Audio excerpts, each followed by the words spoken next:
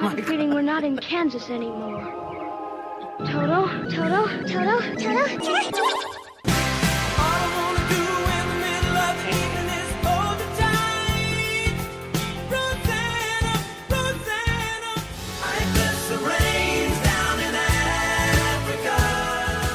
What would you do with a brain if you had one?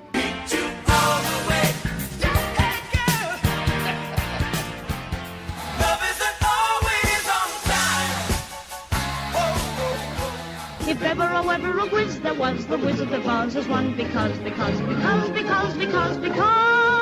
3, 2, 1, 0.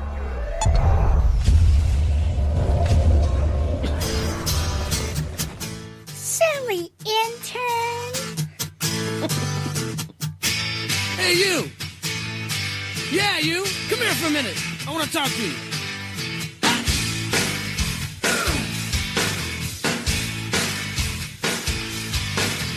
Mama says your brain dead, bang your head against the wall. What would you do with a brain if you had one? Can't find peace of mind, brain needs an overhaul. What would you do with a brain if you had one? Bonehead, brain dead, we're all the same. You can't think straight when your heart is in pain. Turn around, hit the ground, time to lay your burden down. The views expressed on this broadcast of the Take 12 Recovery Radio Show are those of the co-host and guest and do not necessarily reflect those of our affiliates. The topics and opinions on today's show should not be considered as medical, psychological, or professional advice. Take 12 Radio is not affiliated with any particular 12-step fellowship. And now, here's your host, The man, the myth, the legend. the Monty Man. I'm telling you the truth, man. I Ain't gonna lie to you. I wouldn't lie to you, Tony. we're all the same. Saved by grace is the name of the game. Turn around, hit the ground, time to lay your burden down. All right, welcome to the Take 12 Recovery Radio Show. Tony's here. Good morning. Denver's here. Good morning. Marv is here. Yeah, I am. And our special guest, Toto. Toto is here. Cody D. Hey, Cody. Good morning, everybody. Now, Cody, we nicknamed him Toto for a couple of different reasons. No, not because he looks like a little black dog, but because he wears this spandex band thing around his head, kind of like the group Toto did back in the late 70s, early 80s. And it's just become an affectionate term. So what do you think of that, by the way? It's a man band. It's a man band? Yeah. And he has a man bun, too. So if you're watching on our YouTube channel, you'll see a picture of Toto there. There he is there. Wave, Toto. You can't see him waving because you're listening on the radio. I haven't seen the photo. Is it the man bun photo? No, but he's got the man band on. Okay. Yeah. So, but anyway, so welcome. Now, Cody is an intern out at the Adult and Teen Challenge Center in Shed, Oregon. And so he really quickly, tell us a little bit about how in the heck you ended up in a Christian treatment center. I mean, you were obviously not being Mr. Wonderful, right? Yeah, just went through life kind of making some bad decisions, and I think God just led me into... Closer to the mic, buddy. One of the thrift stores that they have here in Albany, and he just walked me in. I've driven by it probably 1,000 times, and at my time in need, he just led me in there, walked in there, and I met a couple guys that I ended up going to high school with, and they just had this light in their eyes, and I saw that, and I wanted that, and a week later, I ended up coming to the program, and I ended up graduating, and decided to stay another year, and now an intern. Have you lost your mind? No, it was a good thing, and so if people want to meet Cody, they can actually go to the Teen Challenge thrift store in downtown Albany and say hello, right? Yeah, come on down. Yeah, you're down. Monday's your day off. But other than that, yeah, you just go say, I'd like to speak to Toto. With the really nice hair. Yeah, with the man bun. I get that a lot. They always go, the guy with the Yeah. But it's really thick and it's healthy. I know. I hate his hair. I'm jealous. Me too. I am too. So welcome to Cody, a.k.a. Toto. So we're going to be tackling Step 3 this week. This show is called Step 3 Revealed. And Step 3 says, made a decision to turn our will and our lives over to the care of God as we understood him. We're going to talk about the italics of we understood him, what that really means and what it doesn't mean, and why this step is so vitally important to one's recovery before you go any further with this thing. Now, we know that you can't change what you don't acknowledge. So that's step 1. Step 1, maybe we were powerless over fill in the blank, right? Mm-hmm. And until we come to that point where we can admit that we're in deep weeds and our lives unmanageable, we're probably not going to go any further. It's been said in recovery circles that step 1 is the only one you have to do perfectly. You really do need to be able to recognize that. Right, Tony? Yeah. Yeah, you bet. Step 2 is we came to believe that a power greater than ourselves could restore it to sanity. We may not even know who that is or what that is, but we know that we're not it. I know who it ain't. You know who it ain't? It ain't you? It ain't me. And step 3, we make a decision to turn our will and our lives over to the care of God as we understand him. And we're going to be talking about that. But we have a brand new sponsor. I want you to hear this. Yay.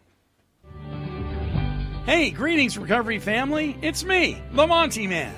And as CEO of KHLT Recovery Broadcasting, I'd like to personally welcome our newest sponsor, the host of the largest community of independent podcasters and DJs, the folks at Podomatic. Since we have been with Podomatic, our quality of shows, the user-friendly manner in which our listeners are able to tune in every day, has reached the pinnacle of professionalism. You will never pay for a subscription to our podcast, and now even more of our archives will remain available for you to download. Because of the generous folks at Podomatic, Take 12 Recovery Radio is now able to reach literally thousands of people seeking recovery from drug and alcohol addiction. Addiction is the #1 health crisis in our world today, and recovery from active addiction gets the least amount of attention due to stigma. Now, with the help of Podomatic, we are able to break that stigma and focus on the solution that is recovery more effectively than ever before. So, from all of us here at KHLT and the Take 12 Recovery Radio shows, we give a hearty thank you to the staff at Podomatic. To subscribe free to our podcast, visit us at www.take12recoveryradio.podomatic.com. That's take, the number 12, recoveryradio.podomatic.com. Thank you, Podomatic, and God bless you. To join the world's largest directory of independent podcasters, visit www.podomatic.com. All right, and welcome back. And what time is it? Do you know what time it is? It's time to play Guess That Soundbite. Yes, it is indeed time to play Guess That Soundbite. The winner of last week's Soundbite contest, by the way, what are you doing, Denver? Just giving more thumbs up over there. Give me some of your energy. I need it. Samantha W. from Boston, Massachusetts, all the way from Boston, is the winner of last week's Soundbite contest. The Soundbite was from the TV sitcom Full House. And the secret clue was DJ Tanner. So she was the first email to send in. DJ Tanner was played, that part was the daughter of one of the people in the show. I'm losing it. You're looking at me like I care. So congratulations. And so what you get and we're going to sweeten the pot a little bit. So what Samantha gets is she gets it's normally $25 on our website. You get the Walking Through the Big Book series. It's 34 one-hour workshops unpacking the Big Book of Alcoholics Anonymous by one of the #1 downloaded circuit speakers in the world, Mr. Chris Schroeder. And myself. This was a year in the making. We put this together, and she's going to receive that. And she's also going to receive, and from now on, you're also going to receive Songs and Recovery Recording Artists. There's 18 recovery songs on this CD. You're going to get that. And these are from the top recovery recording artists in the world. And they've been so gracious to allow us to copy these and give away this CD with you, with the Walking Through the Big Book series. So, Samantha, congratulations. All right, so are you ready for this week's soundbite? You ready, Tony? I'm ready. You ready, Marv? Oh, yeah. All right. Now, don't say it because you're going to know it. Don't say it. You got okay. So, if you guess this, you also have to guess the secret clue later on in the show. And you email me at take12radio@comcast.net. That's TAKE, the number 12, radio@comcast.net with the secret clue and the name of the show that this is from. And then you could win the prize as well. All right? So here we go. Boy, the way Glenn Miller played. There you go. That's all you get. That is all I don't you think get. Toto knows that one. I barely Way know out of that my one. generation. Way out of my generation. I love that show. I barely remember it. Barely. Marv, do what you know about what- you? Yeah. Yeah, Oh, yeah. yeah. Boy, if that show was playing today, woo, look out. Oh, yeah. The Man. controversy. Oh, the controversy. Yeah, my goodness. So, yeah, there you go. Can you get it on Hulu? Yes. Yes. Yes, you can. Yes, you can. So the secret clue will be coming up here shortly. And, by the way, we lost Tom Petty. I know, right? I barely remember. Yeah. Tom Petty. I'd like to tell the story about the first time I heard Tom Petty, but I don't think I will. You, It Well, involves other stuff. sad, yeah, it was a sad day in music world. Most certainly. Yeah, yeah. And it takes us back, doesn't it, ever? It does. Yeah. Yeah, like I said, I'd like to tell the story, and I will later, but... All right, you can then, and you can tell me, and then we'll decide if it's appropriate. If it's arable, yeah. Yeah, I hear you. Oh, well. Stop right there. Uh-oh. It's time for Monty Man's Weekly Wine. I love the baby part. I know That you baby do. gets me every time. It is time for my weekly wine, and of course, I've always got something to whine about. So I've got two things this week. Okay, so listen, all of you people that want to judge us that are handicapped that don't look handicapped, I am a little peeved and sick and tired of people saying, "Well, you don't look handicapped. Why are you parked in the handicapped spot?" Well, two reasons. I got a handicap thing on my mirror, which tells me that I legally can do that. And secondly, just because I don't look handicapped doesn't mean I'm not in a lot of pain and need to park closer to the grocery store door. You know what I'm saying? You see, what are you doing, Denver? You're looking at me weird. Nothing. I mean, and this has happened on several occasions. I had a guy pull up next to me. There was two handicap spots. It was at a football game that my son was playing in. Two handicap spots. He pulled in one. I pulled in the other.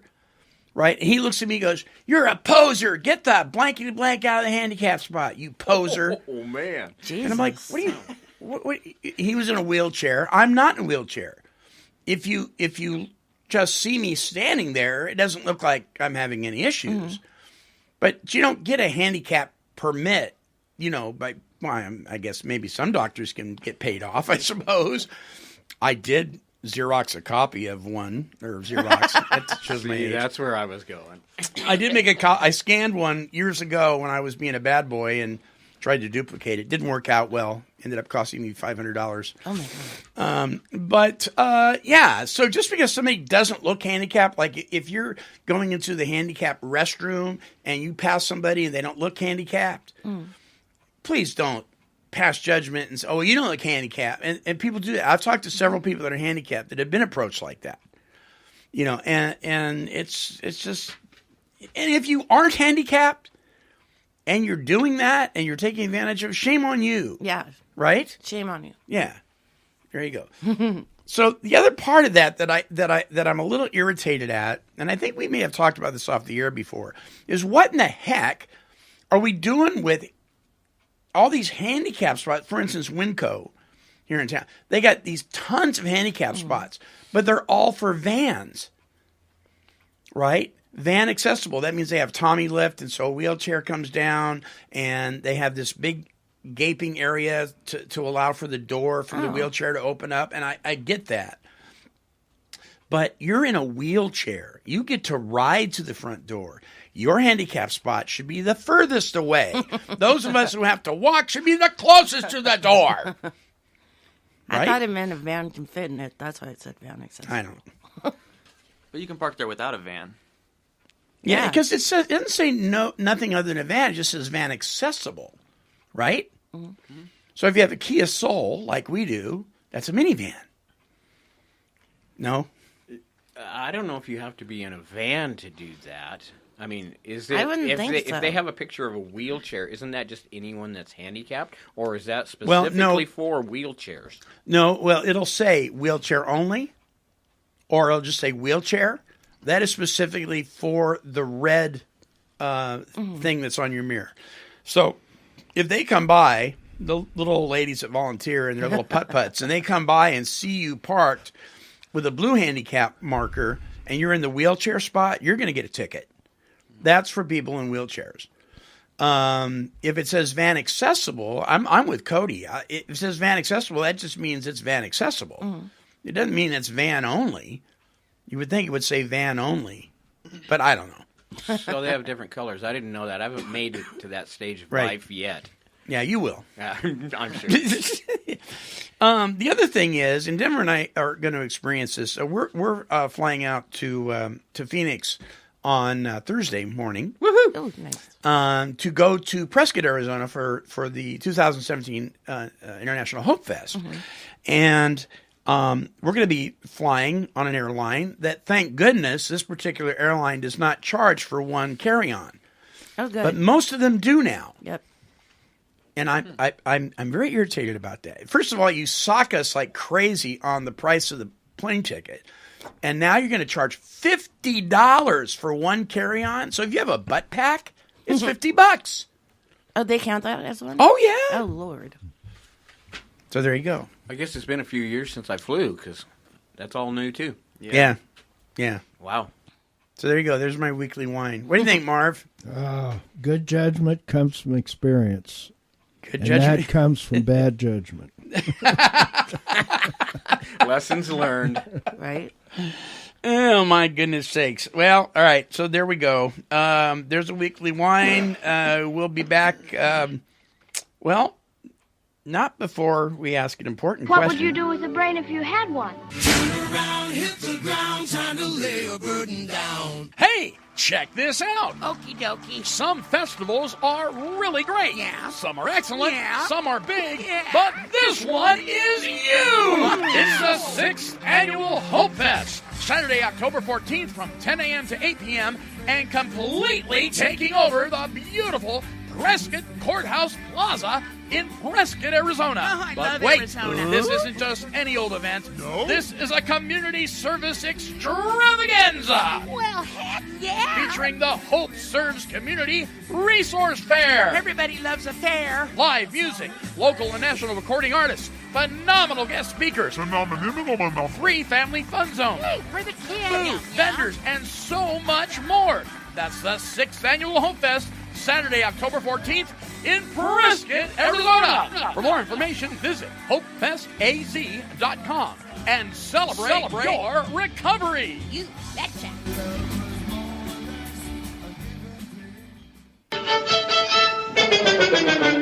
Yeah, la la la la la. Okay, it's time to play Take 12 Trivia. And this week, brought to you by that award-winning recovery magazine, the 12-Step Gazette. Visit their website at 12stepgazette.com. Now, we're going to play a little Wizard of Oz trivia in honor of our special guest, Toto. Toto. If ever a quiz there was. That's right. It's time for Take 12 Recovery Radio Trivia. If you get it wrong, and if you get it right, that's what you get. Nothing worth anything. Just That's what you get. that's just what you get. That's what you get. That's what you get. So, in honor of our guest Cody D, aka Toto, a little Wizard of Oz trivia here. All right, number one. Who was the first choice to be considered to play Dorothy? Here are your choices. Oh, no. Shirley Temple, Judy Garland, or Brenda McNabish? I say Shirley Temple. Shirley Temple. What do you think, Denver? What was the three? Shirley Temple, Judy Garland, or Brenda McNabish? A Garland. Judy Garland? Yeah. Yeah, I go with Garland too. What do you think there, Marv? The first choice to play I'm Dorothy. confused. Who was the first choice to be considered to play Dorothy in The Wizard of Oz? Shirley Temple, Judy Garland, or Brenda McNabish? Well, Judy Garland played the part, right? Right. So I'm going to say Shirley Temple. Shirley Temple is correct, Marv. She was the first choice. You guys got it It was wrong. a trick question. Number 2. That's why I was confused. Are you confused now? Pretty much. Are you? Okay, good. Number 2. What was first considered to play Toto? Was it a dog? Was it a cat? Or was it a man? That would be weird. So, Toto, what do you think? Yeah, lead what off was on first this. considered to play Toto? Dog, a cat, or a man? I want to say a dog. You want to say a dog? What do you think, Denver? Oh, man. Toto doesn't sound like a cat's name, but I'm going to go with a kitty cat. You going to go with the kitty cat? What do you think, Tony? I don't know, because I can see... I'll be the odd one out. I'll say a man. A man? She needed a man. What do you think, Marv? Dog. A dog? Well, Tony's correct. Oh, I'm on a roll. Yeah. Toto was first considered to be a man. Yeah, so you guys got it wrong. Then they G-rated it, I guess. Toto. So there you go, Cody. All right. You missed your calling. Number 3, the Cowardly Lion's costume was made of what? Was it real lion skin, sheepskin, or paper? What do you think, Marv? Paper. Paper? What do you think there, Tony? Real lion skin, sheepskin, or paper? Just because it's twisted movie, literally, I'll say the lion skin. Lion skin? What do you think, Denver? Well, let's see. Hollywood being politically correct nowadays, I'm going to go with actually probably the real skin. Yeah? Yeah. What do you think, Toto? I'm going to go with paper. Paper? Well, Denver and Tony would be correct. It was a real lion skin. Yeah. Bing, bing. Sure didn't look like it to me. It didn't. It looked like cloth. An And old rat. It actually weighed 100 pounds. Oh, my God. Yeah. Number 4, the snow in the poppy scene was made of what? Here are your choices. Asbestos, confetti, or real snow. I'm saying asbestos. Asbestos? Just because I don't know why. Toto, what do you think there, Cody? I go with confetti. Confetti? Makes sense. Oh, I love having asbestos, but I'm going with confetti. Confetti. Marv? Snow. Snow? Well, it was asbestos, yeah.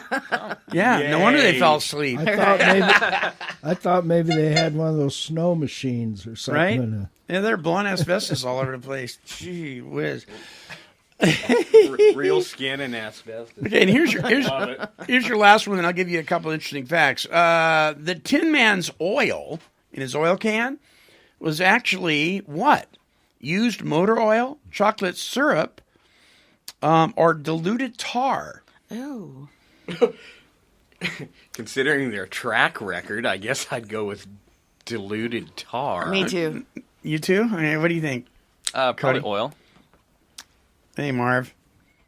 Chocolate syrup, used oil, or diluted tar? Chocolate syrup. Marv is correct. It was chocolate syrup. Yay! You're a little bit smarter now. Here's some interesting facts. Toto reportedly earned $125 per week. Oh, my God. That's more than you make now, Toto. Yeah.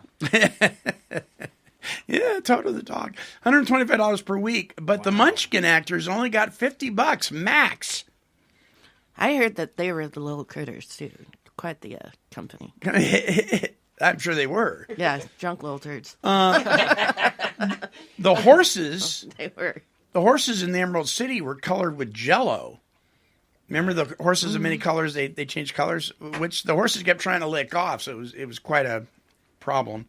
And Toto was played by a female dog named Terry. Toto Terry. Just so you know, there, Cody. Keep that in mind. Yeah. Good to know. And that does it for Take 12 Trivia for this week. Off to see the wizard, Yes. the wonderful Wizard of Oz. Boom. All right, so step 3 is the topic. Step 3 revealed. Yeah, not that step 3. Leonard. All right, step 3 revealed. Step 3 reads, made a decision to turn our will and our lives over to the care of God as we understood him. So, this is one of those steps there's a lot of controversy over in meetings today. Because there are meetings, there are AA meetings, NA meetings, all sorts of 12-step meetings today that don't even want to talk about God, let alone a higher power. Which when they go down that road, they really aren't following the 12-step model anymore. And so we know that. We know that there's groups that do that, but without focusing on that, let's focus on what this really means. So in step 1, we admit that we have a problem. Step 2, we admit that we can't fix it. And step 3 is we made a decision to turn our will and our life, our personality, our lives, our egos, everything over to the care of God. Now, as we understood him is something that has been controversial over the years, and it ought not be. So there's 2 ways you can study something. You can study something devotionally, and you can study something historically. When it comes to the big book of Alcoholics Anonymous, I like to look at it historically, because then you can see in context what the author was talking about. As we understood him, first of all, it's him, capital H. It's not she, them, or it. So it was very clear. As we understood him was not that you think that God is an inanimate object or a cloud or the ocean because it's a power greater than yourself. It simply meant as you continue in your understanding of him. Wherever that starts for you, according to the literature, is fine as long as it makes sense to you. So any place is a good enough place to start. It may be that you don't understand God at all, but that you're willing to turn your will and your life over to something that you don't understand, but maybe just a hair. That's okay. And in the chapter We Agnostics, it talks about the starting point, but you can't stay there. You have to grow beyond that. So this, for many people, is a starting point. And you don't have to understand the Creator lock, stock, and barrel to do this step. And a lot of people think that unless you have a full understanding of who God is, that you can't do step 3. And that's not true. Because I have been a born-again Christian since 1971, and I still don't understand a lot about God. You know? And the way I understand him today is a lot different than I did back in 1971. So as we understood him, it's an action thing. It's like saying, I am deciding on what soda pop I want to buy as I'm walking to Circle K or 7-Eleven. So as I'm going there, I'm developing an understanding. So it's an action thing. And so a lot of people misunderstand that. The reason it's in italics is because the author wants us to pay close attention to that piece. It means that you don't have to have this all figured out to do this step. Now, some people will argue with that because they think it means that you can understand God to be anything you want. Now, one of the most dangerous things I've ever heard in any 12-step gathering, and I understand the heart behind this, but it can be taken wrong if it's not explained by a sponsor, a mentor, or a spiritual advisor. So please, if you tell the people that you work with this, please make it clear what you mean. Because the heart behind it is good. But if it's not explained, it could be misunderstood. And that's this. Take a piece of paper, and on the piece of paper, in one column, write down all your old ideas of who God was or is. And in another column, write who you want God to be. And then choose that. Now, the problem with that philosophy is our tendency as newcomers in recovery is to create a God out of our own understanding. And that's not what the book says. It's as you understand him, as you move in an understanding of him. We don't create him out of our own understanding, because then we would be the creator. And isn't that the problem? We got ourselves into trouble because we thought we were God. Remember back 2 weeks ago, the first requirement was what? That we stop playing God. So you cannot create your higher power out of your own understanding. That's not what the book is saying. So what happens is, when I was told that, I thought, well, this is good. I'll write all these old ideas of God. And then my new ideas were, I won't have any consequences. He won't stop me from using. I'll be able to use and go have a good time, and I won't have any consequences. It was all about me, you know. And so I had created this higher power that was really all about me. And without having somebody to walk you through an exercise like that, it can be misunderstood. So we have to understand historically, what are they talking about?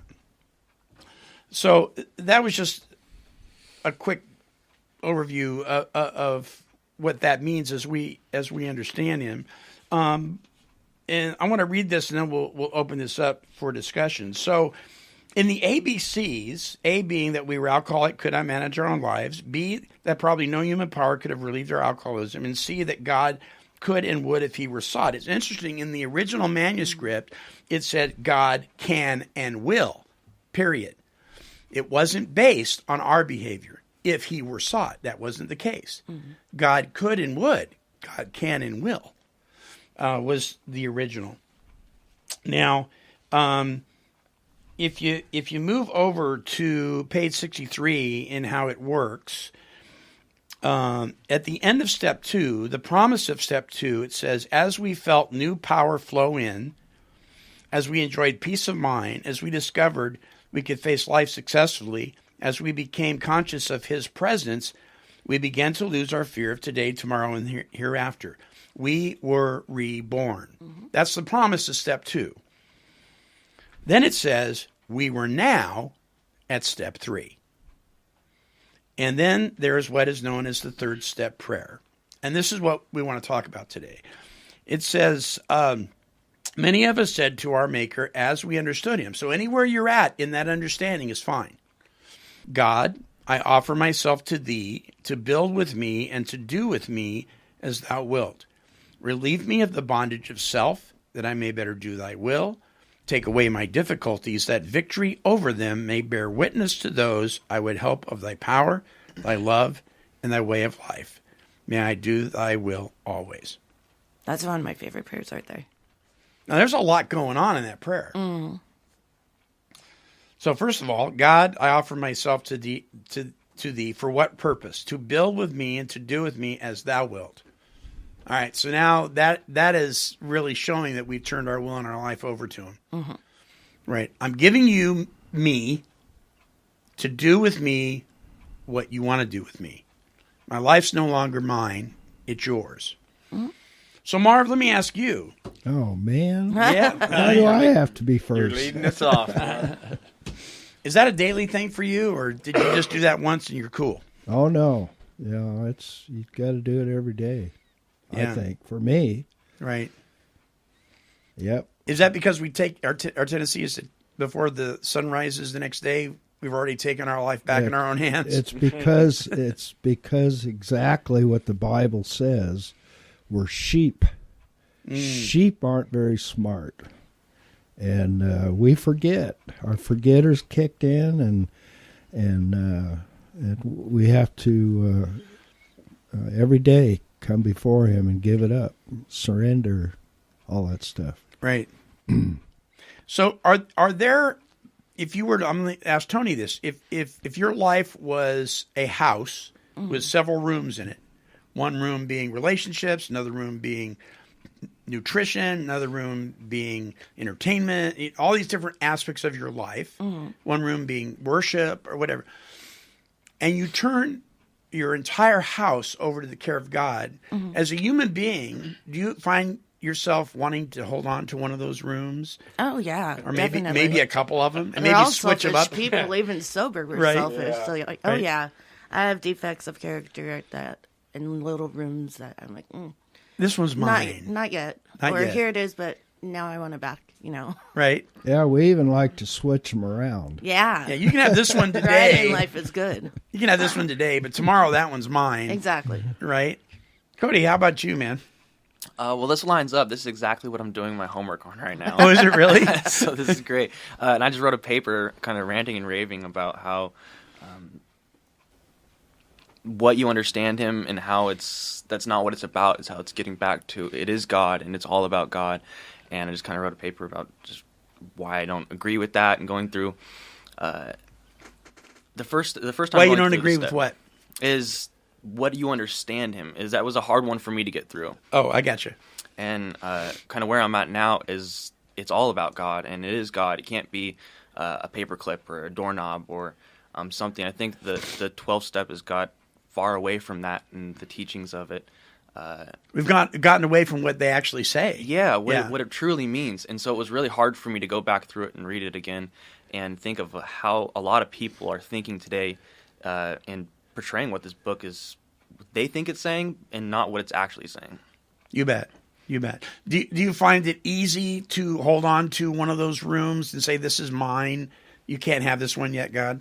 Oh, yeah, definitely. Yeah. Yeah. How about you, Denver? Yeah, of course. I was sitting here reading your shirt, recovery, and I was thinking recovery is discovery. And when you said that line of as we understand him, I always thought as we understand him, that was cut and dried. He's right. either a rock or whatever you right. want to make him. But right. When you read that, it just came to me. That's as we begin to grow. You betcha. That's beautiful. I wish I had a notepad. I would have jotted that down because I'm going to start bringing a notepad just so those thoughts when they hit. But yeah, with the way you put that, as we begin to grow, it's just a continual thing. Daily, like you said, we have to. Every day I got to clean a room or relinquish a room, not clean it. But yeah. I have to turn that over to God because I'm pretty tidy about wanting to hang on to my rooms. Yeah, as you say, you bet. And I think one of the rooms that people in recovery want to hold on to and not relinquish, I think more than any other, is in the area of relationships. Oh yeah. And I'm not just talking about a romantic relationship. I'm talking about any aspect of relationship. I want to hold on to that resentment because that guy did me wrong. Mm-hmm. God, you can have every other part of my life, but I'm going to hold on to this one for a little bit. It just really, well, I'm not going to, how about lack of forgiveness? Well, I'm not going to forgive. Nope. I'm holding on to that, or how about codependency? Well, I can't kick them out. I can't let them live on the street. Mm-hmm. So, in fact, I'm going to help them buy their drugs just so I can keep them here and hopefully control them. I mean, so there's another area in a relationship we don't relinquish. I mean, a lot of what we do as folks in recovery, as human beings, is surrounded around other people. True, Tony? Oh, yeah, definitely. Yeah. I mean, there was so many people I held on to even for years. Just because it was easier to be mad, angry, sad, upset. Yeah. Because I don't want to be the one to do all the work all the time. And sometimes it still gets me. I ask my sponsor, why is it always us? Why can't they do any work? But it's not about them. It's about me. And I hate looking at my dark side. Right. Because it can still be there. A little bit. Yeah. Yeah. A lot. Yeah. So why do we want to hold on to these things? What do you think, Denver? Why do we want to hold on to some of this stuff and not turn it over? Well, we've become comfortable with it. It's a fall back onto. You know what? Yeah. I'm used to doing something this way. It used to work for me, maybe. So I'm comfortable with it. And it's an old habit. It's instilled into my brain. We're going through a Genesis process right now. And it gets ingrained in you. Habits do, and it's just easy to fall back onto. Sure. I mean, we want to let them go, and before you know it, you're right back into the same old rut. Yeah. So I think some of these things we hold on to can also be our old ideas, right? That certain things are okay, or with me, God understands. Ever use that one? Sure he does. So, Cody, you have any old ideas you're holding on to? Sneak up on the mic there, buddy. Off the top of my head, I can't think of a lot, but I mean, just Let me remind you. Yeah, you can't get out these questions.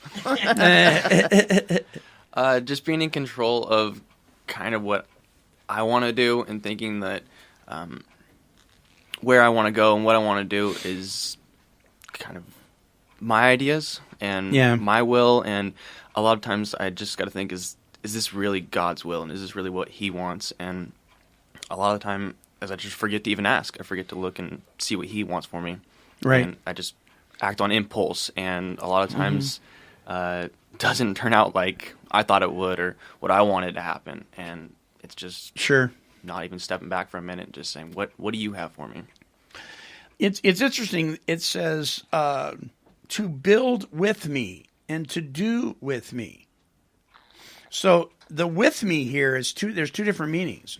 One, to build with me means I'm cooperating. Right? He's not going to render us white as snow without our cooperation. So to build with me. And then to do with me is a little different. That means I've relinquished total control. So then it says, as thou wilt. So your will, not my will. And then it says something very interesting, and I think this follows when we do that. It says, relieve me of the bondage of self. Now that statement even sounds a little selfish. You know, I don't like who I've become. So God, relieve me of the bondage of me. Is it all about me again? Like you telling me to put the stone down. Yeah, drop the rock. Drop the rock. You know, but I think we have to come to a place where we have to say, this is one of those self-centered acts that's not a negative. This is a positive. God, me, as I sit here today, I'm in deep weeds, and I need to be relieved of the bondage of me. But that's pretty hard pill to swallow, that I am in bondage of me. And like we were talking about the other day on the phone, it's like I'm having a hard time realizing I worry about what people think of me and why I've had to take steps back because of my health. Right. Is that like selfless or selfish? That conversation we had. Sure. Yeah. Sure. So, I mean, I'm really battling that right now. So here's an idea. And I was thinking about this after we talked. So when I think, my thinker again, when I think that you are bothered by something I've done, when you've told me, and I'm not picking on you. Oh, no, when pick on me. when you've told me over and over again that you're not, I'm calling you a liar. I'm saying, yeah, you do. You're bothered by it. I've told you a million times I'm not. Yeah, but you're lying. You know what I'm saying? Oh, yeah. And so now it's like, wow. So you're not giving me any credit for you're not giving me the credibility. I'm telling you that it doesn't bother me. Yeah. You know, we do a lot of apologizing. You know, as addicts and alcoholics in recovery, we oh gosh, I'm sorry about this. I'm sorry about that. Can I just suggest that as people that are in a process of knowing better, therefore doing better, and all of us are in that, that we're not sorry people anymore. Yeah. You know what I mean? We're not a sorry lot. And so you don't have to be sorry. Making amends is different. And we're going to get to that when we get to step 9 revealed. But, yeah, so then it says, relieve me of the bondage of self. Why? That I may better do thy will. So the purpose of being relieved from being bound up in me is to glorify him. It's to do his will and his ultimate will. And people, I hear it all the time, and you guys probably do too. I don't know what God's will for my life is. I do. That whatever I do in word or deed, it points to him. That is his will. Now, do I know if he wants me to apply for this job or that job or, things like that? Yeah. I may not be sure about that. But bottom line is, whatever I do in word or deed, it needs to point to him. And I can't do that if I'm in bondage to me. Exactly. It's kind of like Pastor Kelly using the sand and the rock example yesterday. Wasn't that good? That was huge because sand moves, so you're always going to be like not stable. But Yeah, right. if you do it build your house on the rock, then you have to do all the work and, put in You all dig the down piping deep. and everything and dig deep in yourself. And yeah. So your recovery is going to be either built on rock or built on sand. He made me really think on that one. That was a good one. Yeah, really good. So if your recovery, and he said house, like Yeah. family and stuff, but if you change that up, if your recovery is built on rock, you dig deep, you have a foundation that's sturdy, and when the storms come, you're able to withstand it. But if it's built on sand, in other words, your program, then when the storms come, you're not going to fare too well. Yeah. But it's easy to build on sand, It right? is very easy to build. Oh, on. yeah. It kind of made me tear up yesterday in church, too, because I'm like, I don't think I could have gone through these health issues with Walter. So I'm glad James is kind of my rock to help me through the storm. you Sure. know? And so I'm about to tear up again. I cried after he said that. Take away my difficulties. Now, there isn't a period there. So this isn't, well, take all my problems away. There's a reason for this, that victory over them may bear witness to those I would help of thy power, love, and thy way of life. So we have a responsibility. We're talking about 12-step work here, and we're not even there yet. But this is our first hint in the third step prayer that eventually we're going to give away something that's been given to us, right? So we're talking about helping other people and showing them the power of God, the love of God, and the way of God. So it's in the third step prayer already. So have all your difficulties been taken away, Cody? Definitely not. But have some? Yeah. But then again, getting sober, some add on too. Ooh, Right. That's good. Some new stuff. Yeah, stuff you kind of overlooked or just masked out and were numb to, and I don't know, maybe life even gets harder. Yeah. Yeah. Different. Yeah, Not but easy, but different. Different would be a good word for it. Yeah. Right. Denver, got new difficulties on the horizon? Different. Different ones. Marv? What? Different difficulties? Different difficulties? New difficulties? Well, you know what? How do I say this? Because when you were talking to Cody and stuff, I was thinking, I got a lot of years in the program, Right. and that's just a fact. I'm not, bragging or anything like that. And you're talking about difficulties, and the last 3 years have been horrendous. Sure. For me. Yeah, they have. And we won't get into why or anything, but we're going to have difficulties, and it doesn't matter how long I've been a Christian for many years. I've been in AA for many years. It just doesn't matter. Things are going to come up, and it gets deeper. There's roots. If you're anything like I am, where I come from, the roots of damage and dysfunction are so deep. And you just, it's going to come up. I had a counselor one time tells me what goes in's got to come out. And so, just because you do the third step, right? We're fallible human beings, and this stuff is going to come. And thanks be to God, as I misunderstand him, that I'm even still here. Right. So, yeah. Yeah. Sorry for the long... No. I get it. Perfect. The silent cowboy has spoken. So it's interesting because when it talks about, it ends this sentence, to help thy power, thy love, and thy way of life, that means his way, not my way. So one of the things that I got called on the carpet on many times was being specific about who my higher power was in a meeting. Now, I never told anybody that that Jesus Christ needed to be their higher power. I never quoted scripture in meetings. I never did any of that stuff. I just openly stated that and more times than not, I would say my Heavenly Father, because that's what the book says. And I would get called on the carpet on that. And I was reminded, because I apologized one time, and you know Mick. Mick was one of my sponsors years ago. He told me, he says, never apologize for God. And then he showed me in the big book where it says that. Never apologize for God. We never apologize. And I was sharing in a general manner. So, and by the way, and I'll say this, because we're going to have a guest on the show here in a few weeks that is going to talk about Native American 12-stepology, let's say, called the Red Road.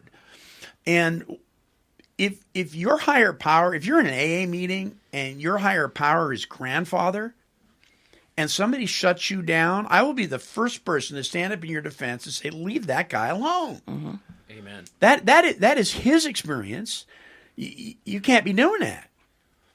And so never apologize for your belief. Now, I may not agree with you, but that doesn't give me the right to shut you down in a meeting in the United States of America, for crying out loud. So that's one of the beautiful things about the fellowship of Alcoholics Anonymous is that we're allowed, we're supposed to be anyway, a whole lot of room. And so we don't apologize for who God is in our life.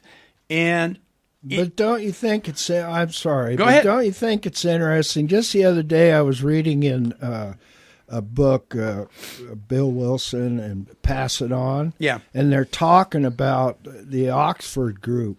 Yeah. And they're talking about the early days and it was Jesus Christ. Absolutely it was. There's no doubt about it. You can't, if you look at the literature from back in 1935 forward, there is no doubt. But AA, absolutely. I'm going to get in trouble, but man, they watered it down. They have. It is just not what it was. And you're right. And so when I say somebody's got a right to say whoever their higher power is, I'm talking about their right as a civil human being in the United States to do that. But as far as you are absolutely correct. The Alcoholics Anonymous program, not the fellowship, not the people, but the program, the written literature, the way that it was intended was a Christ-centered program. Bill Wilson talks about Christ and how he had a bad view of him in Bill's story, and how later he had to see where religious people were right. I mean, it's all over the literature. So you're absolutely correct. Well, and I didn't say that to be correct, but no. To go further with what you're saying, those people with the doorknob and the hams bear and whatever for a higher power, I'm going to go back to what I've always said: is this thing is a process, right? And they don't understand when they come in. They've been so deluded, Yeah. And it's a process, and I've seen many, many, many people go from doorknob and all that stuff, and through time, yes, come to Christ as they understood Him, as they continued in their understanding. As that process began to develop. You bet. You bet. So is there a difference? I'm just going to answer it. There really isn't any difference between somebody who thinks that God is the ocean or somebody who has no idea who God is, but they're both willing to grow in their understanding, right? Yes.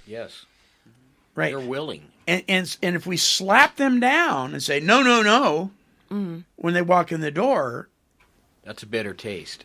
They're liable to walk back. They're not going to, Yeah, and my God then is not who it is now. It's totally changed. Right. But you were allowed that freedom to grow in your understanding, right? Yeah, because my God in the Catholic Church was a punishing God.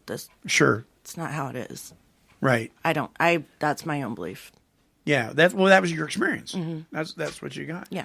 So do you feel about God differently than you did when you first got into recovery, Cody?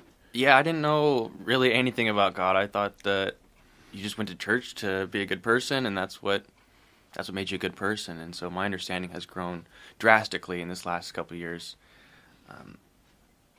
Yeah. Yeah.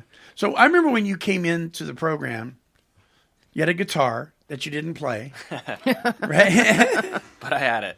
But you had it, and your hair was a trip. I think it's a trip now.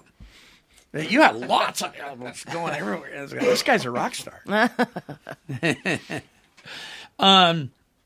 So it goes on to say, we found it very desirable to take this spiritual step with an understanding person. It's interesting here. It says, and you got to remember the time period when this was written. It says, such as our wife. You know. Yeah, I still don't see how that would work. I'm like, there's some wives that are going, no way, Jose. A best friend or spiritual advisor. And then it says, this is interesting, but it is better to meet God alone than with one who might misunderstand. So you can take this step by yourself. You can do that. My experience was when I did this step, Doug J was my sponsor at the time. He took me to the Brownsville Bridge. There's a covered bridge in Brownsville. And we got on our knees, and with a Bic lighter, and the big book opened up, and my finger burning because I had the lighter was lit. In the dark, we read this prayer. He read it, and then I read it. Aww. And then he had me put it in my own words and pray it. That's cool. Now, I had been a follower of Christ since 1971, and yet I did not understand what a relationship with Jesus meant. I knew what a religious walk with him meant, but I didn't know what a relationship was until I offered myself to be completely surrendered to him. And that's when things started to change for me. It says the wording was, of course, quite optional so long as we expressed the idea, voicing it without reservation. That is an important statement. We do this without reservation. We don't hold back. We are willing to let God have all of us. Doesn't mean we understand him. Doesn't mean we get it right. It just means we're willing to let him have all of us. And by the way, it's time for the secret clue. I was wondering about that. Yes. Are you ready? What he said or the secret clue? The secret clue. Well, kind of both, but the secret clue. I'm like, not you haven't done the secret clue The yet. secret clue is meathead. Meathead. Ooh. Meathead is the secret That's clue. a giveaway. I have no idea what y'all are talking For about. our generation. For the soundbite contest, the secret clue is meathead. Okay, so you have to tell me the secret clue, and you have to tell me the TV I'm show. gonna it's have to from. Google that now. So we do this without reservation, and then it says something that is, really smacks us in the face here. For those of you who think you can do the third step and then you're done, and a lot of Christians think this. Well, I turned my will and my life over to Jesus Christ back in 1971. I'm good. I don't have to do the third step. I don't have to do these steps. I'm good. I got saved back then. It says this was only a beginning. Boy, that's a lot of power right there. This was only a beginning. Though if honestly and humbly made, in effect, sometimes a very great one is felt at once. Not always. Not me. Sometimes. Not me. Sometimes. We're going to talk next week about step 4, or not next week, the following week, because next week there's no show. Oh, that's right. Because we're going to, Denver and I are going to be coming back from Arizona. Jet lag. And we're going to have jet lag big time. But the next statement, it says, next we launched. And I'm just going to give you a little hint here. This is an Air Force term. It means from 0 to 200 in seconds. So the next thing you do after step 3, you do immediately. Immediately. And if you're working with a sponsor or a spiritual advisor, you don't do step 3 and say, see you next week for step 4. You do it that day. And we're going to talk about what that entails week after next when we update the show week after next. Can hardly wait for the music for that one. Next we launch. Top Gun, here we come. Right? It probably will be, too, and then it'll be Top Gun trivia. See? Cody, did you have a good time? Yes, thank you for having me. Yeah, it's been cool. It's been very cool. Toto. I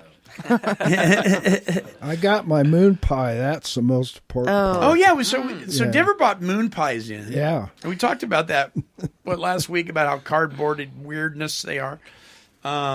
So did you? Oh, you haven't eaten it yet. No.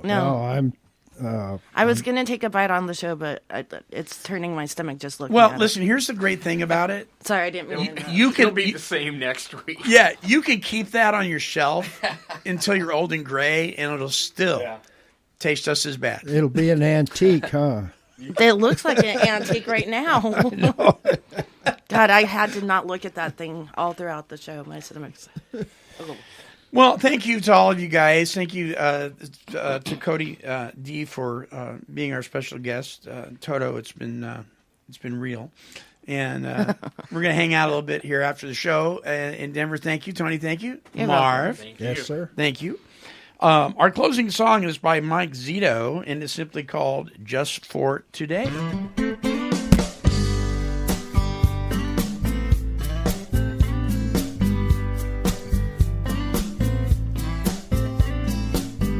Take my time about growing older. I try to live like I'm getting younger.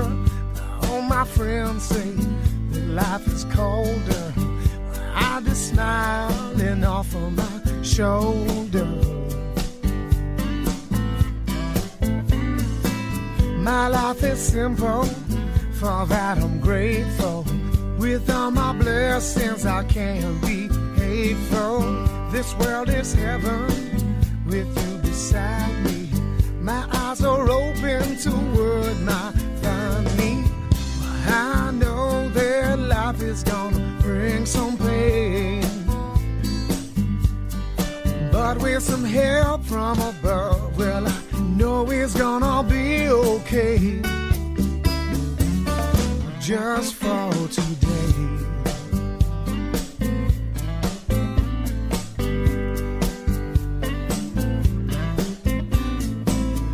I know the feeling of always falling, the lost confusion of endless crawling. And when I woke up among the living, I became bound to love and forgiving. I know that life is gonna bring some pain, but with some help from above, well, know it's gonna be okay. Just for today.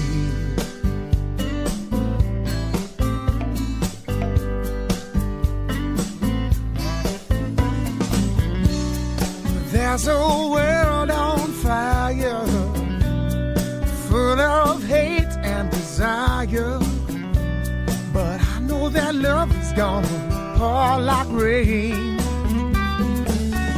Oh, oh,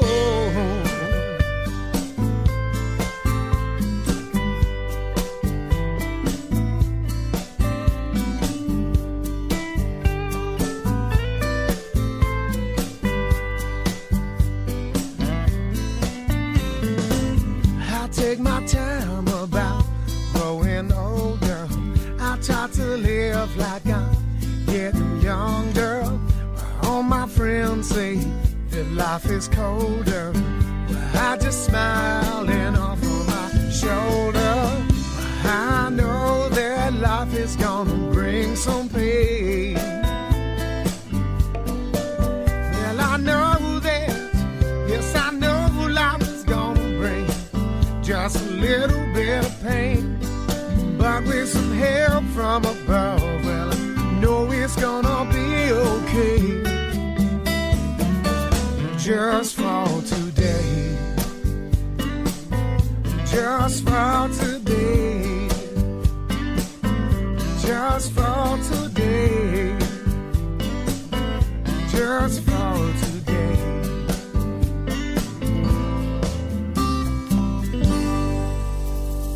Hey, thank you so much, Mike Zito, and your song Just for Today. Hey, listen, folks, a special thank you going out to our brand new sponsor, the folks at Podomatic.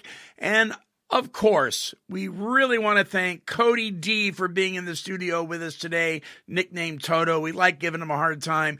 He is one of the family. Hey, listen, until our next broadcast, this is the Monty Man, along with the Take 12 Recovery radio team, and we're wishing God's perfect serenity for you. Bye-bye now. Good guys, bad boys, we're all the same.